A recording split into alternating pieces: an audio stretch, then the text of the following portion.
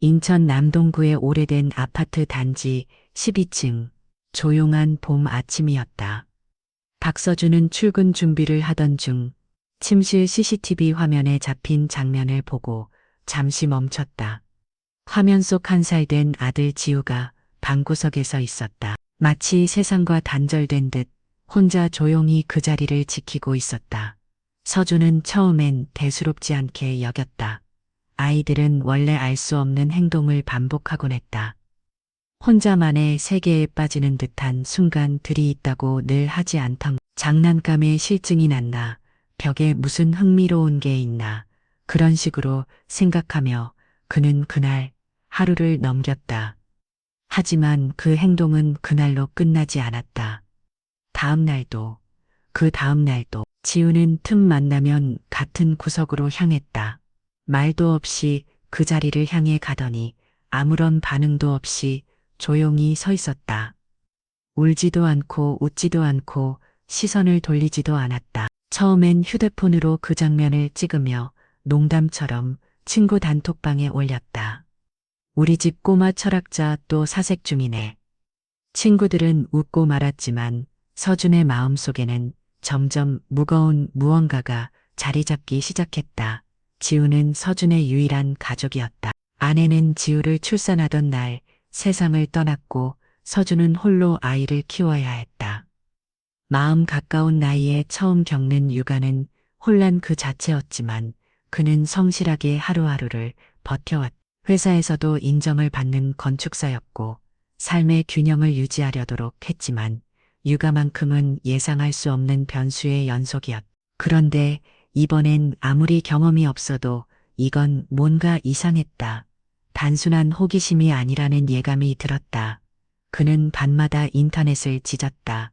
한 살 아이 벽을 자주 바라봄, 아기가 특정 공간에만 가만히 있어. 영유아 트라우마 반응 같은 검색어들을 입력했다. 검색 결과는 가게한 각색이었고 불안만 더 커졌다.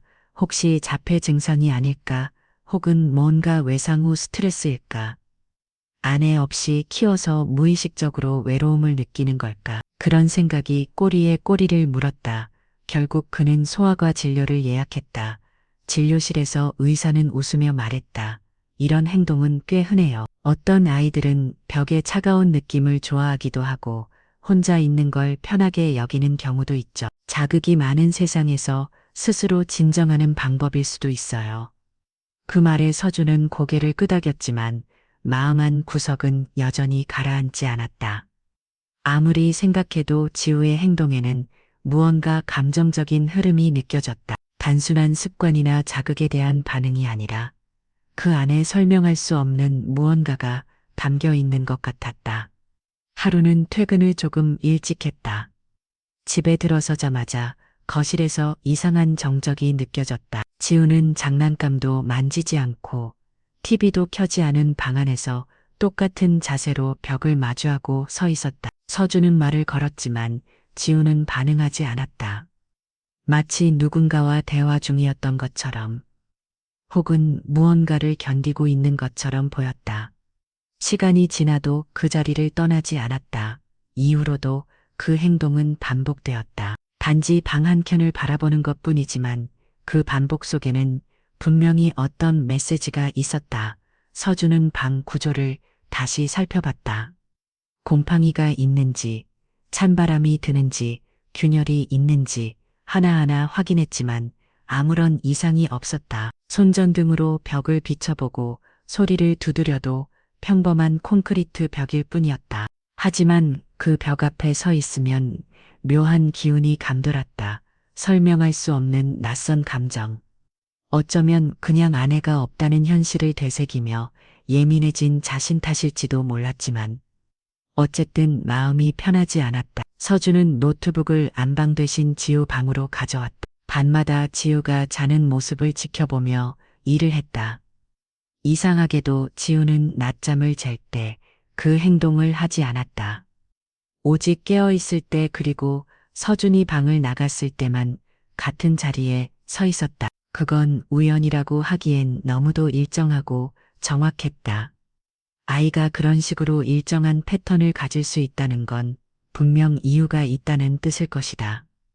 그건 단순히 벽이 차가워서가 아니었다. 며칠째 밤을 그렇게 보내 던 중 그날은 유난히 늦게까지 일을 하다가 자정이 너무 내문 시간에 겨우 눈을 붙였다. 그런데 새벽 2시가 조금 지난 시각 아이 모니터에서 들려온 건 평소의 조용한 숨소리가 아니었다. 날카롭고 울리는 짐승의 비명처럼 들리는 울음소리. 그 소리는 서준의 극속을 찢고 가슴을 짓눌렀다. 그는 즉시 침대에서 일어났고 다음 순간 그의 인생은 더 이상 이전과 같을 수 없었다. 지우는 또다시 그 자리에 서 있었고 그 공간은 연희 때보다 더 무거웠다. 서준은 아이를 품에 안았지만 지우는 자꾸만 그 벽을 향해 고개를 돌려 했다. 평범하지 않은 밤이었다. 어떤 경고처럼, 어떤 시작처럼 서준은 느꼈다. 이것은 단순한 육아 문제가 아니다. 어떤 말로 설명할 수 없는 것이 그의 집안 어딘가에서 깨어나고 있었다. 다음 날 아침 서준은 평소보다 일찍 회사에 전화를 걸었다. 지우가 감기 기운이 있다고 둘러대며 하루 휴가를 냈다. 어젯밤의 울음소리는 단순한 악몽으로 넘길 수 없는 무언가였다. 그는 아이를 아침 밥도 제대로 먹이지 못한 채 안고 소아정신과 전문 클리닉으로 향했다. 예약도 없이 무작정 찾아간 곳이었지만 간단한 설명만으로도 접수처 직원은 빠르게 의사와의 면담을 연결해 주다. 진료실에서 만난 차연희 박사는 조용한 사람이었다. 환자보다 더 많이 말하지 않는 편이었고 무엇보다 아이를 대하는 태도가 조심스러웠다. 그녀는 지우의 행동에 대해 자세히 물었고 서준은 가능한 한 정확하게 지난 며칠간 있었던 일을 설명했다. 반복적인 벽응시, 특정 위치 고정, 아무런 반응 없이 오래 버무는 습관, 그리고 지난 새벽의 절규까지. 연희는 고개를 끄덕이며 말했다. 아예 나이의 말을 하기엔 아직 이르지만 어떤 내면적 불편감이나 공포는 분명히 표현될 수 있다고. 그리고 그것은 종종 반복 행동으로 나타난다고. 지우는 연희와 함께 놀이방으로 들어갔다. 서준은 방 옆쪽에 있는 관찰실에서 이중 거울을 통해 지켜봤다. 지우는 처음엔 장난감 몇 개를 만지작거리더니 시간이 조금 지나자 아무 말 없이 방 한쪽 끝으로 걸어갔다. 이번에도 또 구석이었다. 아무 장난감도 없고 아무 유혹도 없는 자리였다. 마치 몸에 새겨진 본능처럼 지우는 그 위치로 향했고 이내 조용히 멈췄었다. 연희의 표정이 달라졌다. 서준은 모니터 너머로 그녀가 의자에서 조심히 일어나는 걸 보았다. 진료가 끝난 후 연희는 서준에게 잠시 단둘이 이야기하자고 했다. 그녀는 조심스럽지만 단호한 어조로 말했다. 이건 단순한 발달 과정이 아니라고. 그리고 아주 작은 가능성일 수 있지만 이 행동이 특정 기억이나 경험과 연결도 있을 수도 있다. 서준은 그제야 입을 떼며 과거를 떠올렸다. 지우를 돌봐준 사람들. 아내가 세상을 떠난 후 그는 몇 명의 베이비 시터를 고용했었다. 하지만 이상하게도 아무도 한 달 이상 버티지 못했다. 대부분 첫 주 안에 그만뒀고 특히 마지막에 왔던 사람은 불과 일주일 만에 사라졌다. 이름은 기억났다. 강희수, 긴 생머리에 말수가 적은 사람이었다. 그녀가 일하던 시기에 지우는 밤마다 울었고 밥도 거의 먹지 않았다. 당신의 아이가 새로운 사람에 적응하지 못하는 걸로만 생각했다. 하지만 지금 생각해보면 뭔가 맞지 않았다. 연희는 혹시 그 시기 영상이 남아있는지 물었다. 서준은 클라우드에 저장된 모니터 기록을 떠올렸다. 대부분 자동 삭제되었지만 우연히 남아있던 8개월 전의 녹화 파일 하나가 있었다. 그는 손 떨리는 상태로 노트북을 열어 파일을 재생했다. 영상 속엔 거실에서 놀고 있는 지우와 방으로 들어오는 강희수의 모습이 담겨 있었다. 그녀는 표정 없이 조용히 방 안으로 들어왔고 지우는 그녀를 보자마자 멈췄다. 몸을 돌리거나 도망치는 대신 곧장 방구석으로 기어가 벽 쪽을 향했었다. 혜수는 그 모습을 가만히 지켜보았다. 그리고 웃었다. 화면에는 아무런 소리도 없었지만 그 순간의 정적은 이상할 만큼 길게 느껴졌다. 서준은 숨이 막혔다. 왜 지우가 그토록 벽을 두려워했는지, 왜 밤마다 울부짖었는지 조금씩 퍼즐이 맞춰지기 시작했다. 연희는 천천히 입을 열었다. 아이의 행동은 기억에서 비롯된 걸 가능성을 배제할 수 없습니다. 아이가 말을 못한다고 해서 느끼지 못하는 건 아니에요. 오히려 더 깊이 각이 뜰 수 있죠. 서준은 이해할 수 있었. 그가 본 장면, 그 이상한 미소, 그리고 지우의 무반은 단순한 낯가림이 아니었다. 뭔가가 지우의 마음에 흔적을 남겼고 그 흔적이 지금도 방구석을 붙잡고 있는 듯했다. 그날 밤 서준은 지우를 품에 안고 잠을 재우며 생각했다. 다시는 그 여자를 만나지 않게 하겠다. 다시는 지우가 그 구석에 가까이 가지 않게 하겠다고. 하지만 마음 한편에는 지우지 못한 의문이 남아 있었다. 지우는 왜 아직도 그 자리를 고집할, 단순히 무서웠던 사람 때문이라면 왜 지금까지도 계속 그 자리를 찾는 걸까? 그건 단순한 회피가 아니었다. 마치 누군가와의 연결 아니면 어떤 존재와의 연결처럼. 다음 날 아침 지우는 여느 때처럼 조용히 깨어났고 서준이 잠시 전화를 받는 사이 다시 그 자리에 서 있었다. 서준은 전화를 끊고 다가갔지만 이번엔 멈췄다. 가만히 지켜보았다. 그 순간 지우가 아주 작게 무언가를 중얼거리는 듯했다. 이 모양은 또렷하지 않았지만 확실히 입술이 움직이고 있었다. 서준은 소름이 돋았다. 말을 못하던 아이가 혼자 있는 시간에 처음으로 무언가를 말하고 있었다. 그는 다음 날 다시 차연희 박사에게 연락했다. 이번에는 확실한 뭔가가 있다는 걸 보여주고 싶었다. 단지 느낌이나 예감이 아니라 지우가 실제로 말하고 있다는 것을. 그날 이후 서준은 방에 카메라를 새로 설치했다. 이번에는 음성도 녹음되는 고해상도 장비였다. 그리고 그는 다음날 밤 처음으로 지우의 말소리를 들었다. 아주 조용하고 낮고 또렷하지는 않았지만 단 3글자였다. 그 말은 예상보다 훨씬 더 무서웠다. 서준은 그날 밤 녹음된 음성을 반복해서 들었다. 처음엔 아무 말도 아닌 것처럼 들렸다. 흐릿하고 알아듣기 어려운 소리, 어린아이가 혼자 말하듯 중얼거리는 소리. 하지만 반복해서 들을수록 점점 분명해졌다. 다시 오지 마. 단어 하나하나는 뭉개져 있었지만 그 구조와 흐름이 너무도 또렷하게 들렸다. 한 살 아이가 말하기엔 너무 복잡하고 명확한 의사 표현이었다. 서준은 등 줄기에 차가운 감각이 올라오는 걸 느꼈다. 지우는 누군가를 향해 말하고 있었다. 그리고 그건 분명히 경고였다. 그날 밤 서준은 지우 옆에 누워 잠들었다. 꿈도 꾸지 못할 정도로 피곤했지만 자정 무렵 또다시 깨어났다. 이유는 없었다. 그냥 본능적으로 눈이 떠졌고 어두운 방 안에서 무언가 이상하다는 느낌을 받았다. 옆을 살펴보자 지우가 없었다. 그는 서둘러 일어나 집안을 살펴왔다. 결국 지우는 복도 끝을 그렇듯 벽 앞에 서 있었다. 너무나 익숙한 장면. 하지만 이번엔 다른 게 있었다. 지우는 이번에도 중얼거리고 있었다. 이번엔 그 소리가 조금 더 컸다. 서준이 가까이 다가가자 아이는 말하기를 멈추고 조용히 입을 다물었다.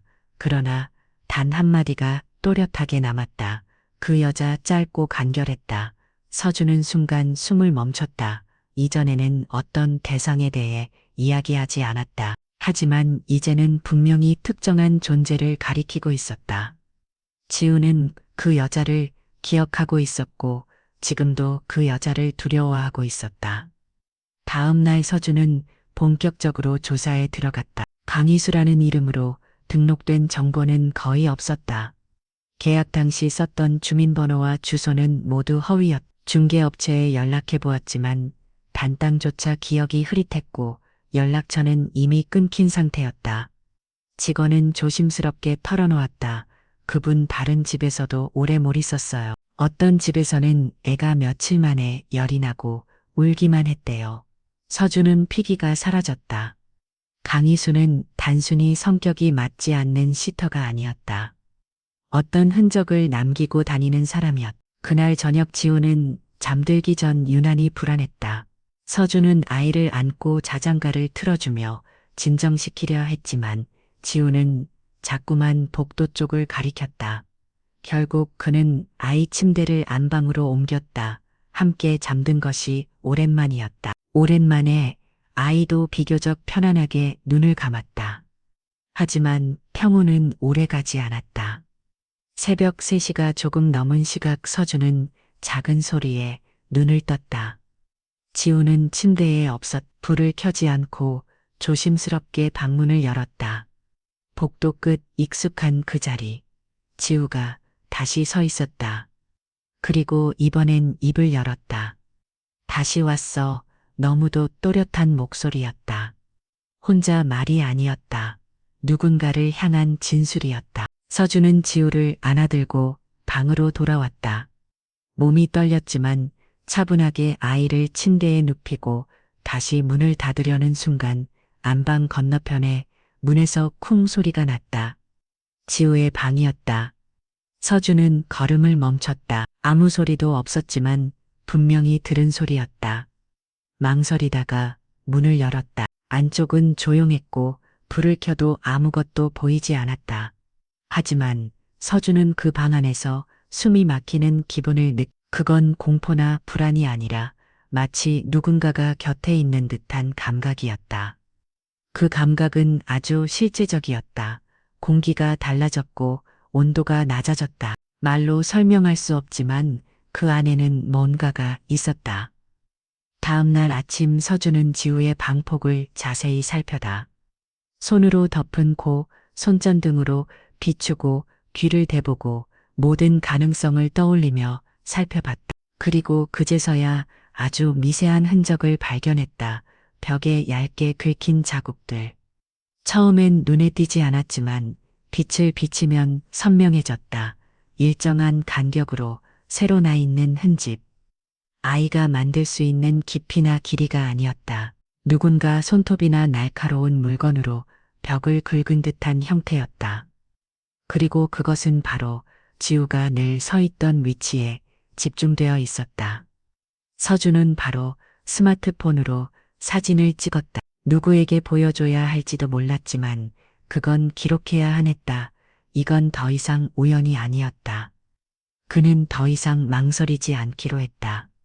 인터넷을 뒤져 전문가를 찾았다. 일반적인 상담사가 아니라 영적 현상이나 비논리적인 사건을 다루는 사람. 그는 서울 근교에 사는 한 여성을 찾았다. 공민 자칭 공간 에너지 조율사라는 그녀는 지금 거 수많은 가정을 방문하며 상담을 진행해 왔다. 고했다. 서준은 망설임 없이 예약했다. 미나는 생각보다 조용한 사람이었다. 화려한 장비나 의식을 강조하지 않았고 그저 공간을 걷고 벽을 손으로 만지고 몇 가지 간단한 도구만 사용했다. 지우의 방에 들어서는 그녀는 한참을 침묵했다. 그리고 조용히 말했다. 여긴 오래된 무언가가 있어요. 당신을 본 게 아니에요. 아이를 보고 있었어요. 서준은 입을 다물었다. 말할 수 없는 무게가 가슴을 눌렀다. 미나는 장비 중 하나인 전자기파 감지기를 꺼내어 벽에 가까이 댔다. 기기는 불규칙한 간격으로 깜빡이며 반응했다. 딱 그 자리, 지우가 늘 서 있던 그 자리에서만. 그녀는 천천히 몇 개의 초를 꺼내 불을 붙였다. 그리고 낮은 목소리로 무언가를 엎조리기 시작했다. 그것은 주문이라기보다 기도에 가까웠다. 보호와 평온을 빚는 말들. 그녀는 말끝마다 확신을 주지 않았다. 이걸로 다 끝날 거라 장담하지는 않아요. 하지만 적어도 이 공간은 이제 다시 평화를 기억하게 될 거예요. 서준은 고개를 끄다 믿든 말든 지금 그가 할 수 있는 건 이뿐이었다. 그날 밤 지우는 처음으로 벽을 보지 않았다. 그냥 장난감을 만지며 돌아고 밤이 되자 조용히 잠들었다. 서준은 몇 시간 동안 아이업에서 움직이지 않았다. 혹시 다시 일어날까봐, 혹시 또 복도로 나갈까봐, 헐. 하지만 아무 일도 일어나지 않았다. 새벽 3시를 지나도 집안은 조용했고 공기는 평온했다. 그는 그 밤을 평생 기억하게 될 거라는 걸 그때는 알지 못했다. 진짜 이야기는 이제부터 시작이었다. 며칠 동안 아무 일도 일어나지 않았다. 지우는 벽을 바라보지 않았고 낮에도 장난감을 만지며 시간을 보냈다. 밤이 되면 조용히 잠들었고 서준은 한동안 그 방에서 아이옵을 지키며 잠을 청했다. 복도에 나간 적도 없었고 울부짖는 소리도 없었다. 그 평온함은 어색할 정도로 낯설었지만 동시에 서준에게 안도감을 주었다. 국민아가 다녀간 이후 모든 것이 안정되어 가는 것처럼 보였다. 하지만 그 평온은 오래가지 않았다. 정확히 닷새째 되던 낮, 지우는 아침 식사를 하던 중 아무런 예고 없이 갑자기 웃음을 멈추고 벽을 가리켰다. 그 방향은 복도 끝, 처음 이상한 일이 시작됐던 장소였다. 서준은 조심스럽게 시선을 돌렸다. 처음엔 아무것도 보이지 않았다. 하지만 자세히 들여다본 순간 벽 하단 아이 눈높이에 희미한 흰색 글씨가 보였다. 마치 분필로 쓴 듯한 글씨. 서툴고 엉성했지만 분명한 세 단어였다. 모두와 이제. 순간 온몸이 얼어붙는 듯한 기분이 들었다. 서준은 아무 말 없이 지우를 안아들었다. 아이는 더 이상 벽을 보지 않았고 다시 웃음을 지었다. 그날 오후 그는 흰 페인트를 사서 벽을 덮이했다. 어떤 흔적도 남기지 않기 위해, 그 문장을 기억 속에만 남기기 위해. 그 문장은 위로였고 동시에 경고였다. 시간이 흘렀다. 지우는 2번째 생일을 맞이했고 서준은 작은 케이크에 촛불 하나를 꽂았다. 식탁 위에서 아이가 박수를 치고 웃을 때 서준은 조용히 속삭였다. 정확히 무슨 일이 있었는지는 모르겠다. 하지만 이제 너는 괜찮아. 그는 그렇게 말하며 아이를 바라보았다. 지우는 아무 걱정 없는 표정으로 아버지를 향해 웃었다. 하지만 그날 밤 모든 게 다시 시작되었다. 서준은 늦은 밤까지 업무를 마무리하고 있었다. 아이는 일찍 잠이 들었고 해야 집안은 조용했다. 복도 끝에 설치된 모션 감지 카메라에서 알림이 왔다. 서준은 잠시 멈췄지만 아이가 물 마시러 나왔을 수도 있겠다 생각하며 휴대폰으로 실시간 영상을 열어봤다. 지우가 복도에 있었다. 벽을 향해 서 있는 모습. 서준은 한 번에 심장이 내려앉는 듯한 충격을 받았다. 아이는 다시 돌아갔고 벽 앞에 서 있었다. 며칠 전까지만 해도 아무 일 없던 그 장소. 미나가 말했던 정화도, 그 흰 글씨도 모두 소용없어진 느낌이었다. 그는 서둘러 자리에서 일어나 복도로 나갔다.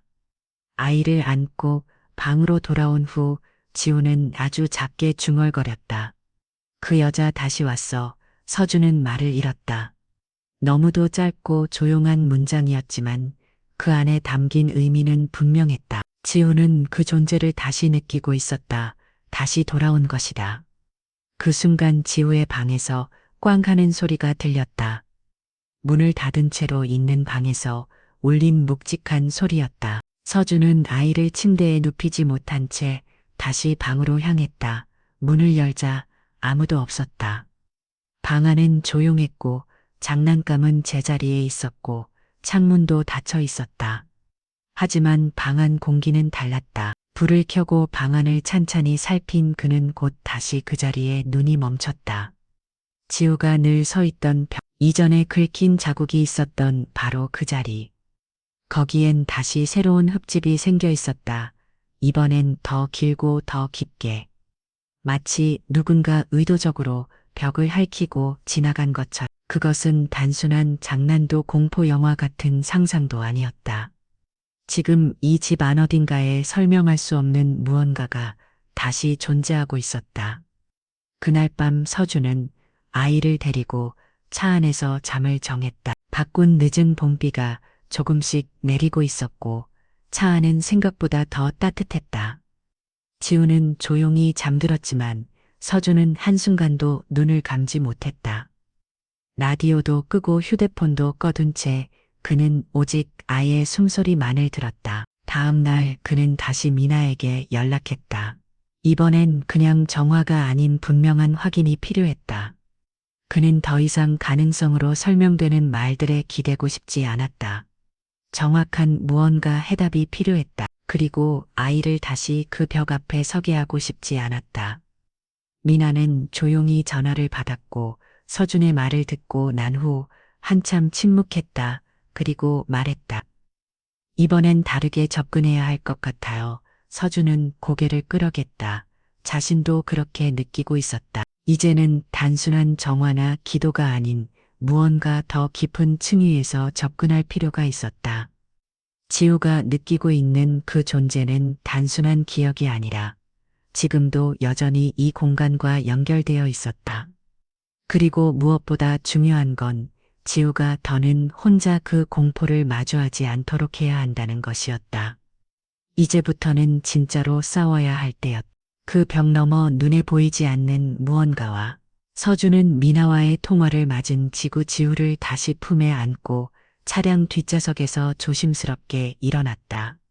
밤새도록 제대로 눈을 붙이지 못한 탓에 눈꺼풀이 무거웠지만 지금 가장 중요한 건 지우의 상태였다. 아이는 조용히 잠들어 있었고 이 순간만큼은 평온해 보였다.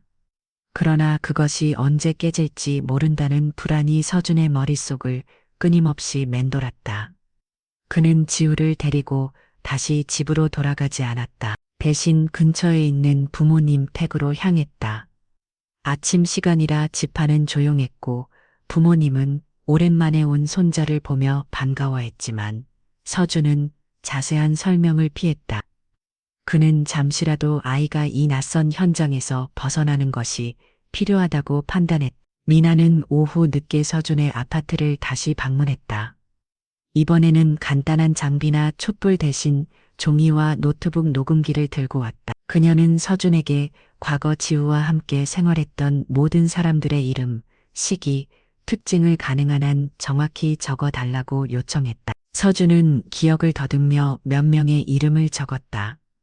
그중 가장 오래 머무른 사람은 3주였고 대부분은 1나 2주 만에 일을 그만두었다. 서준은 이름들을 따라가다가 문득 한 사람이 머릿속을 스쳤다. 강희수, 그 이름은 단숨에 떠올랐다. 그리고 동시에 가슴이 조여드는 느낌이 들었다. 그녀는 정확히 일주일 머물러었다. 다른 사람들과 달리 연락도 남기지 않고 사라졌으며 계약서에 남긴 정보도 허위였다는 것이 그제야 떠올랐다. 서준은 급히 노트북을 꺼내 예전에 저장해둔 CCTV 백업 파일을 확인했다. 대부분의 파일은 자동으로 삭제되었지만 기적적으로 8개월 전에 한 영상이 남아 있었다. 영상에는 거실에서 장난감을 가지고 놀고 있는 지우와 그를 향해 다가오는 강희수의 모습이 담겨 있었다. 그녀는 검은색 옷을 입고 조용히 방 안으로 들어왔고 지우는 그녀를 본 순간 장난감을 멈추고 몸을 굳혔다. 그 다음 그는 무언의 이유로 벽 쪽으로 기어가듯 이동했고 늘 그랬듯 그 자리에 머물 넣었다. 혜수는 아무런 말도 없이 아이를 바라보았고 그 입가에 번지는 미소는 설명할 수 없는 위화감을 주었다. 소름이 돋을 정도로 차가운 미소였다. 영상을 재생하며 옆에 있던 미나는 한참을 침묵했다. 그녀는 화면을 다시 돌려 혜수의 얼굴을 정지시킨 뒤 휴대폰으로 사진을 찍었다. 이 사람 기억해둘게요. 혹시 이 이름으로 다른 피해 사례가 있는지도 확인해보겠습니다. 서준은 불안한 마음을 안고 물었다. 정말 그런 사람이 있었을까요? 단순히 이상한 사람은 아니고 미나는 조용히 고개를 끄다. 지금 단계에서는 추측은 의미 없어. 하지만 이 아이가 남긴 반응은 아주 명확해요. 단순히 낯선 사람을 두려워하는 게 아니에요. 뭔가 훨씬 깊은 반응이에요. 기억 속 어딘가에 고착된 감정 혹은 공포 같은 거죠. 그날 밤 미나는 집안 구석구석을 다시 살펴왔다. 그녀는 EMF 감지기를 들고 지우의 방, 거실, 복도까지 천천히 이동하며 기록을 남겼다. 특히 지우가 늘 서 있었던 벽면에서는 감지기의 반응이 다시 크게 출렁했다. 미나는 그 자리에서 멈추어 한참을 서 있었다. 그리고 조용히 말했다. 이 벽은 그냥 벽이 아니에요. 무언가가 여기에 남아 있어요. 흔적이라기보다는 일종의 통로 같은 거죠. 서준은 그 말에 다시 질문을 던졌다. 통로요? 미나는 조심스럽게 설명했다. 간혹 어떤 공간은 표면 감정이나 기억 혹은 에너지의 흐름이 일정하게 머무른 경우가 있어요. 특히 어린아이는 그런 것에 민감하게 반응하죠. 지우가 이 벽을 향해 계속 가는 건 그저 무섭기 때문이 아니에요. 뭔가 연결된 감각, 마치 잊혀진 누군가가 다시 다가오는 느낌을 감지하고 있는 걸지도 몰라요. 미나는 그날 밤 특별한 정화의식을 준비했다. 촛불 대신 소금과 습을 사용했고 직접 손으로 만든 천 조각들을 벽 주변에 배치했다. 그 조각들에는 고대 한자와 옛 제대 문구가 적혀 있었고 각각은 일정한 위치에 고정되었다. 그녀는 그 모든 것을 조용히 진행했다. 말이 많지 않았고 설명도 하지 않았다. 단지 필요하다는 것만을 반복했다. 지우는 그날 밤 다시 서준의 옆에서 잠들었다. 자정이 가까워졌지만 아직 아무 일도 일어나지 않았다. 미나는 조용히 창문을 닫고 조명을 낮춘 뒤 아이가 깨을까봐 숨죽이며 서 있었다. 그리고 시계를 보며 입을 열었다. 곧 무언가가 있을지도 몰라요. 그냥 조용히 지켜봐요. 시간이 흐르면서 방 안은 점점 정적에 휩싸였다. 모든 게 평온해 보였지만 미나의 눈빛은 점점 더 날카로워졌다. 서준은 옆에서 지우를 지켜보며 손에 땀이 차는 것을 느꼈다. 갑자기 EMF 감지기가 벽 앞에서 깜빡이기 시작했다. 퀴치가 없는 진동. 미나는 벽을 응시하며 아주 낮은 목소리로 무언가를 읊조렸다. 그 순간 지우가 고개를 돌려 미나를 바라보았다. 아무런 말도 없었지만 그 눈빛은 분명한 의미를 담고 있었다. 그 아이는 느끼고 있었다. 무언가가 다시 다가오고 있다는 것을. 그리고 그 존재는 단순한 기억이 아니라 지금 이 순간에도 움직이고 있었다. 미나는 마지막으로 벽에 작은 부적을 붙이고 조용히 입을 다물었다. 그리고 서준을 향해 말했다. 이제 곧 반응이 올 거예요. 준비하세요. 진짜가 나타나기 시작할 겁니다. 그날 밤은 무겁게 흘러갔다. 시간은 느리게 지나갔고 모든 것이 조용했다. 미나는 벽 앞에 앉아 기도를 이어갔고 서준은 지우 옆에서 한시도 눈을 떼지 않았다. 아이는 아직 자고 있었지만 불안은 여전히 집안에 남아 있었다. 아무 소리도 아무 움직임도 없었지만 감지되지 않는 긴장이 집안 구석구석에 퍼져 있었다. 새벽 3시를 넘긴 시점에서 모든 게 무너지기 시작했다. 거실 쪽에서 이상한 진동음이 들려왔다. 짧고 예리한 소리. 미나는 갑자기 고개를 들었고 서준은 몸을 굳혔다. 감지기가 다시 깜빡이기 시작했다. 그 움직임은 점점 강해졌고 이제는 의심의 여지가 없었다. 무언가가 다시 그곳에 있었다. 미나는 조용히 벽을 바라보며 손에 쥔 천조각 하나를 움켜쥐었다. 그 순간 지우가 몸을 뒤척였다. 아이는 잠든 상태에서 입술을 움직였다. 아무 말도 나오지 않는 듯 했지만 미나가 조용히 다가가 귀를 기울였다. 아이는 숨을 고르며 아주 낮은 속삭임을 내뱉고 있었다. 그 여자 또 왔어. 미나는 고개를 끄덕였다. 그녀는 천천히 방 안을 둘러보며 말없이 준비해둔 향을 꺼냈다. 그리고 부적 옆에 향을 놓고 불을 붙였다.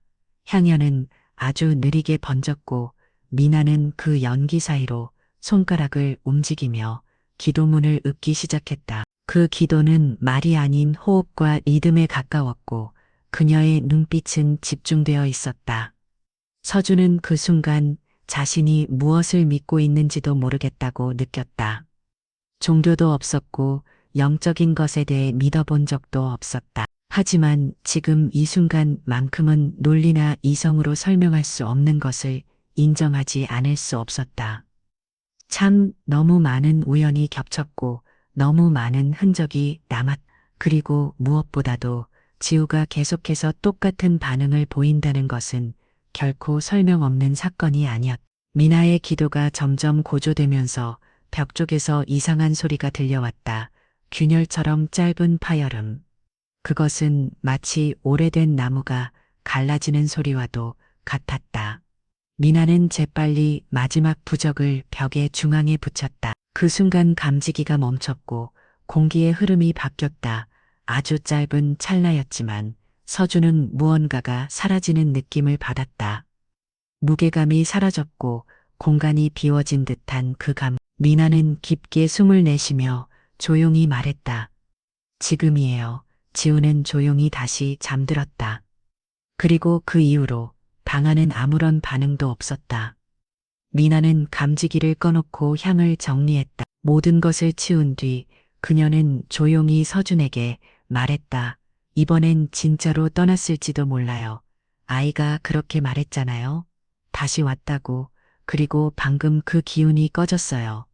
서준은 믿기지 않는 마음으로 미나를 바라봤다. 너무 많은 일이 짧은 시간 안에 벌어졌고 모든 게 꿈처럼 느껴졌다. 하지만 그날 밤 집은 조용했다. 다음 날 아침도 마찬가지였다. 지우는 평소처럼 눈을 떴고 아무 일도 없었던 듯 장난감을 만지기 시작했다. 서준은 조심스럽게 지켜봤지만 아이는 더 이상 복도로 가지 않았다. 벽 앞에 서지도 않았다. 며칠이 지나고도 아무런 변화가 없자 서준은 조금씩 안정을 찾기 시작했다. 그는 미나에게 감사 인사를 전했고 미나는 짧게 웃으며 말했다. 아직은 조심하세요. 완전히 끝났는지 확신은 어렵지만 중요한 건 아이가 반응을 멈췄다는 거예요. 그게 가장 큰 신호예요. 그날 이후 서준은 지우와 함께하는 시간을 더 늘리기로 했다. 출근 시간을 조정하고 일정을 줄였으며 아이가 눈을 떴을 때 항상 곁에 있으려 했다. 아이는 점점 더 밝아졌고 싸웃음도 늘었다. 서준은 마침내 다시 일상을 살아가고 있다는 실감을 느꼈다. 하지만 안심할 수만은 없었다. 정확히 일주일 후 지우가 낮잠에서 깨어난 뒤 서준에게 다가와 말했다. 아주 조용한 목소리로 이제 안 와. 서준은 그 말을 듣고 잠시 말을 잇지 못했다. 짧고 단순한 문장이었지만 그 안에 담긴 확신이 또렷했다. 지우는 알고 있었. 그 존재가 더 이상 돌아오지 않는다는 것을. 그리고 그 말은 그동안의 모든 두려움과 고통의 끝을 의미했다.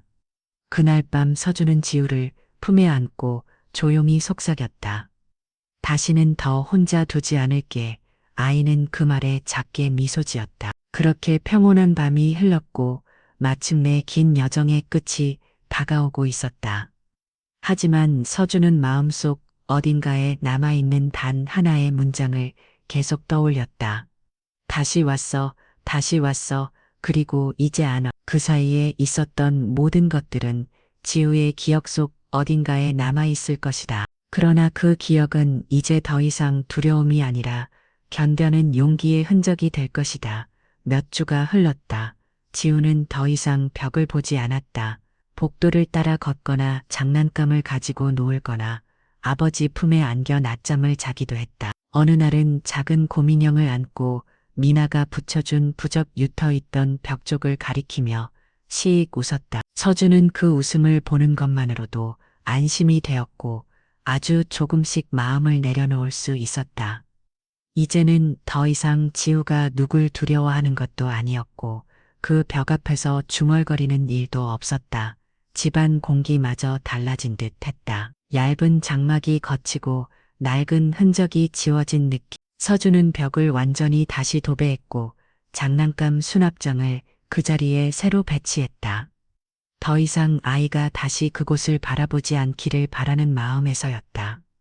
지우는 조용하고 순한 아이였다. 아내가 세상을 떠난 이후 서준은 아이와 단둘이 살아가는 법을 배워야 했다. 때로는 부족했고 때로는 지쳐서 포기하고 싶었던 순간도 있었다.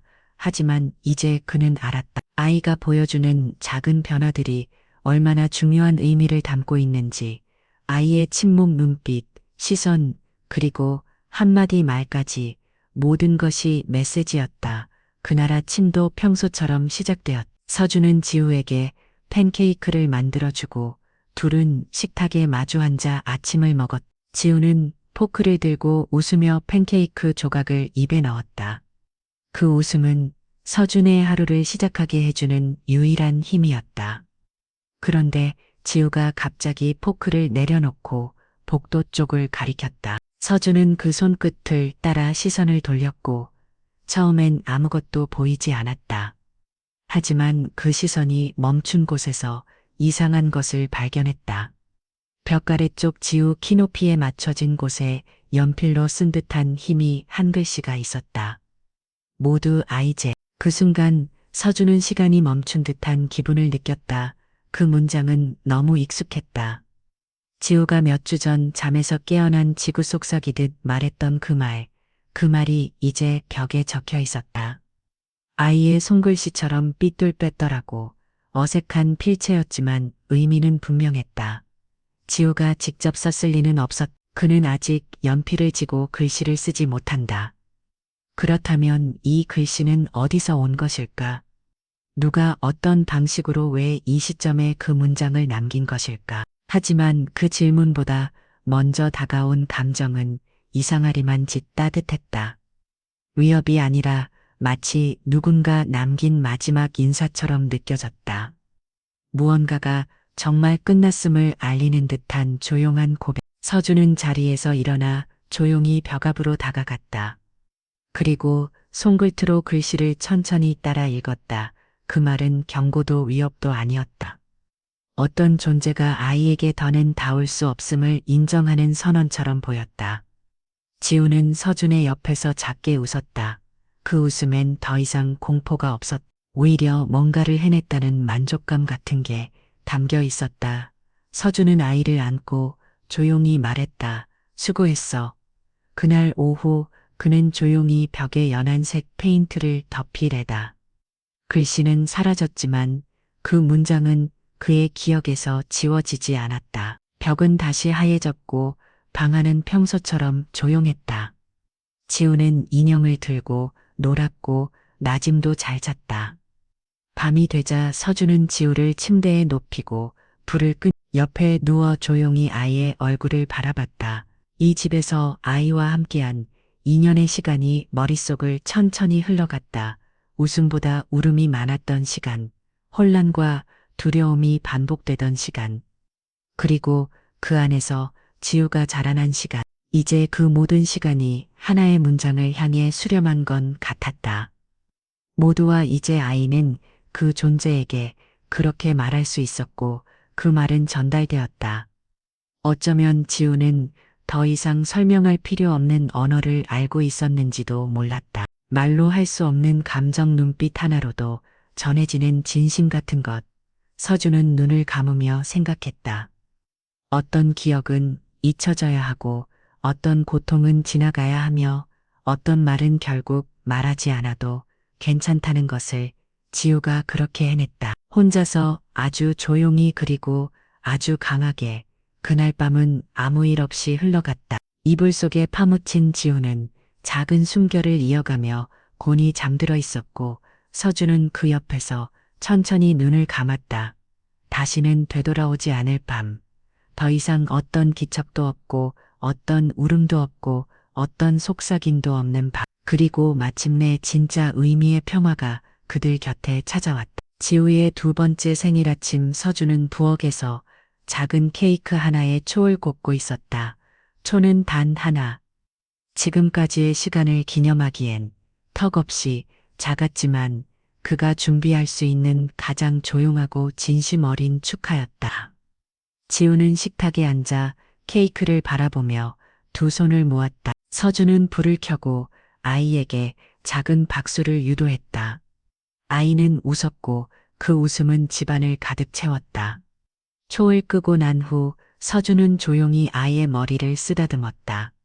많은 생각이 머릿속을 스쳐갔다. 처음 지우를 품에 안았던 순간부터 아내 없이 처음 아이와 마주했던 그 막막했던 밤들, 그리고 그 누구에게도 설명할 수 없던 지난 몇 주간의 시간들까지 모든 것이 이 조용한 아침으로 이어지고 있었다. 그는 지우를 품에 안고 부엌 창가에 섰다. 창밖은 평온했고 지나가는 사람들의 일상은 연희대와 다르지 않아 보였다. 하지만 서준에게 오늘은 다르게 느껴졌다. 어떤 무게가 내려간 것 같고 아주 오랜 시간 억눌려 있던 불안이 사라진 듯다. 그는 속으로 말했다. 지금 이 순간만큼은 우리가 살아있음을 실감한다.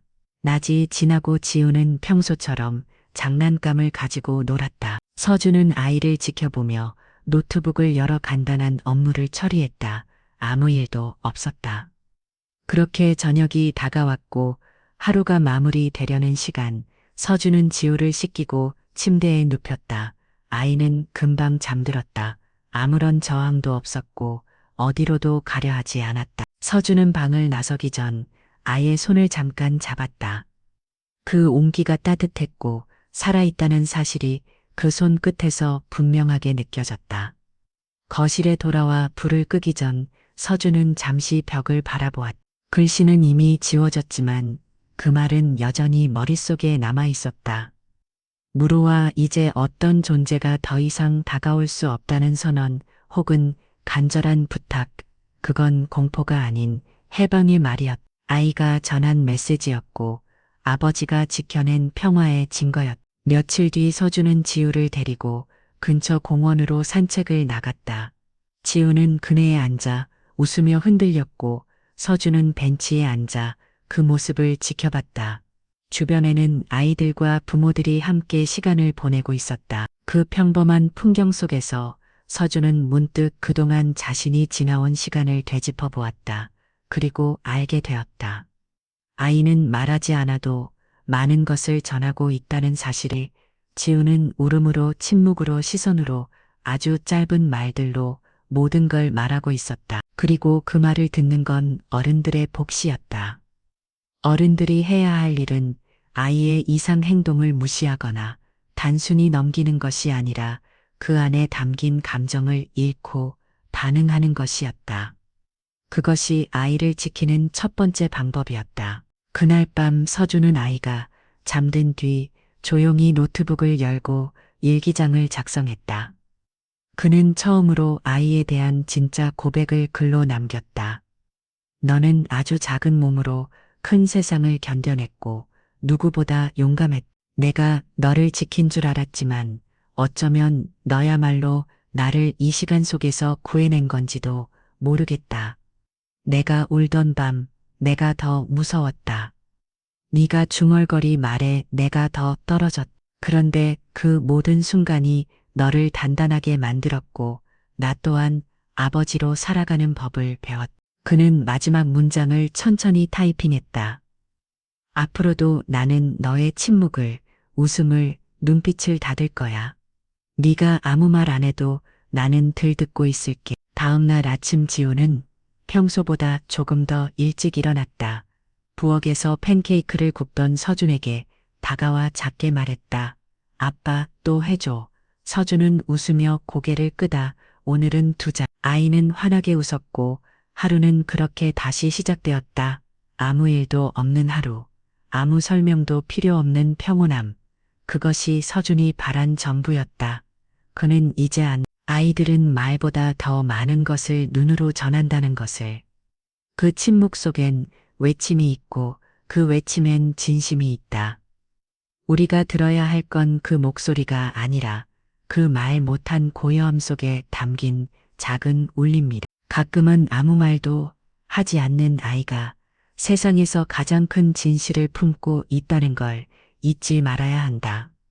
그리고 그 침묵을 들어주는 단 한 사람이 있다는 사실만으로도 아이는 세상을 견딜 수 있다. 오늘의 이야기에 귀 기울여 주시고 끝까지 함께 해주신 여러분께 진심으로 감사드립니다. 평범한 일상 속에서 아이의 작은 행동 하나에도 얼마나 큰 의미가 담겨 있는지를 돌아보게 해주신 오늘의 이야기 어떠셨나요? 이 이야기를 통해 우리는 때로는 말보다 더 깊은 감정이 침묵 속에 숨어 있다는 것을, 그리고 그 침묵을 듣고 이해해주는 사람이 있다는 것만으로도 아이는 세상을 견딜 수 있다는 소중한 교훈을 얻게 됩니다.